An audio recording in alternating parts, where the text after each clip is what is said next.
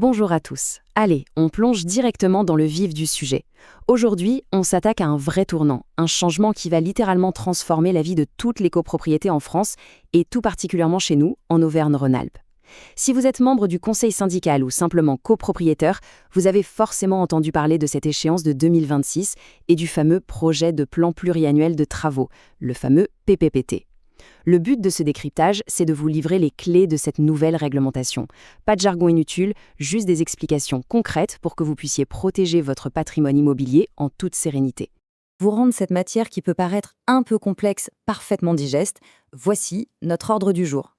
D'abord, on fera le point sur cette fameuse échéance incontournable de 2026. Ensuite, on regardera la double finalité de ce plan. On abordera les défis techniques sur notre territoire, la rigueur indispensable de l'expertise, et enfin, on verra comment sécuriser vos décisions avec le cabinet AEB 360. Allez, première partie, l'échéance incontournable de 2026. C'est un véritable basculement légal initié par la loi Climat et Résilience. Concrètement, l'analyse du calendrier montre une chose très claire. La période de tolérance, c'est officiellement terminé. En 2023, la loi visait les mastodontes, les très grandes copropriétés. En 2024, c'était le tour des tailles moyennes. Mais là, aujourd'hui, pour 2025 et 2026, la règle devient universelle. Absolument toutes les copropriétés de plus de 15 ans doivent pondre ce plan sur 10 ans.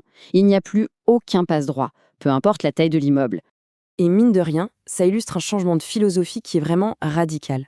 Fini l'époque de la gestion réactive à l'ancienne. Vous savez, quand on votait des réparations dans l'urgence, en AG, juste parce que la toiture s'était mise à fuir la veille. La loi vous dit « stop ». On passe à une gestion proactive. Il est maintenant obligatoire d'anticiper sur une décennie complète.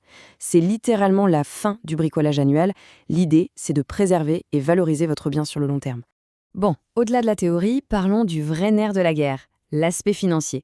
Ce chiffre, 2,5%, gardez-le bien en tête.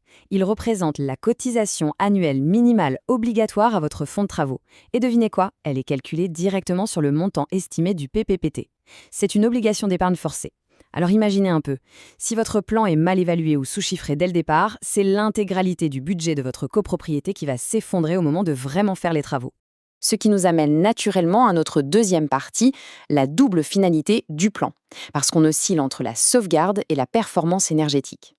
Il y a une confusion hyper fréquente là-dessus. Beaucoup de gens pensent que le PPPT, ce n'est ni plus ni moins qu'un simple audit énergétique. C'est totalement faux. C'est en réalité une fusion vitale entre deux gros objectifs. D'un côté, on a la sauvegarde structurelle, ça veut dire s'assurer que l'immeuble tient debout, préserver le clos et le couvert. De l'autre côté, on a la performance énergétique pour isoler et décarboner. Soyons logiques, c'est absurde de refaire une façade sans penser à l'isolation, tout comme il est carrément dangereux d'isoler un mur qui menace de s'effondrer, non ?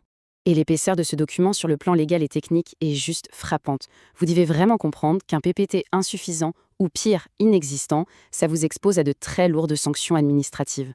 Le maire ou le préfet peut carrément exiger la réalisation d'un plan d'office, et bien sûr aux frais des copropriétaires. Sans oublier que l'absence de ce fameux plan peut tout bonnement bloquer la vente d'un appartement chez le notaire.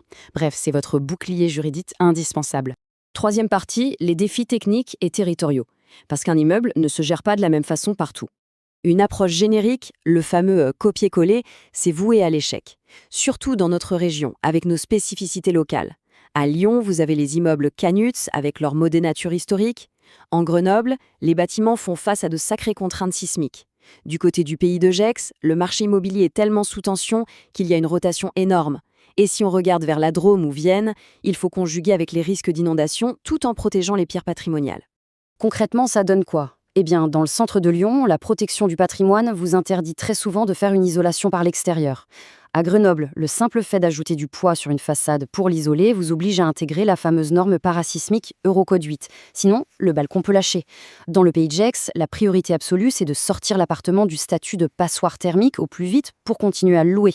Vous l'aurez compris, chaque territoire exige une réponse millimétrée. Allez, quatrième partie, la rigueur de l'expertise. C'est littéralement l'unique moyen d'éviter les litiges. Les experts alertent sur un danger absolument majeur ici, le mirage des audits à bas coût. C'est ce qu'on appelle la sous-enchère réglementaire. Payer pas cher pour un diagnostic expéditif, fait en 1 heure sans vérifier les structures de l'immeuble, c'est créer un risque de litige systémique. Pensez-y, si le conseil syndical vote un budget en AG sur la base d'un document aussi fragile, le jour où les travaux commencent vraiment, les appels de fonds vont exploser et toute la copro sera bloquée. Un vrai cauchemar. Alors comment on évite ce piège?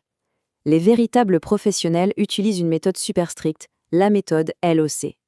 D'abord le L pour localisation, on fait une cartographie exhaustive sur place, de la cave jusqu'au toit. Ensuite, le O pour observation. On note méthodiquement chaque désordre, la moindre petite fissure ou trace d'humidité.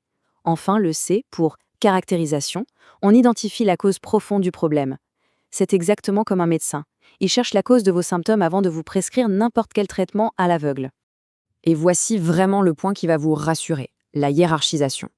Un bon PPP ne va jamais vous demander de tout financer la première année. Pas du tout, c'est intelligemment étalé.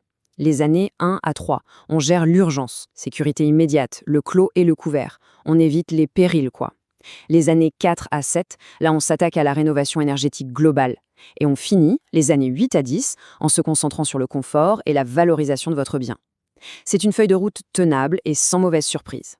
Alors, face à tous ces enjeux lourds, financiers, légaux et très techniques sur notre région, comment vous, le conseil syndical, vous pouvez naviguer avec confiance sans perdre le sommeil? C'est ce qui nous amène à notre cinquième et dernière partie, sécurisez vos décisions avec le cabinet AEB 360, un partenaire véritablement expert. Pour notre territoire, le cabinet AEB 360, dirigé par Jean-Manuel de Souza, s'impose comme la solution de référence. Pourquoi? Déjà, parce qu'ils ont la puissance d'un cabinet hyper structuré, capable d'intervenir très vite en cas d'urgence.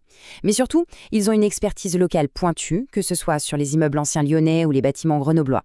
Et le plus important, ils garantissent une indépendance technique absolue. Ils ne vont pas essayer de vous vendre des travaux à la fin, ils réalisent des diagnostics totalement impartiaux.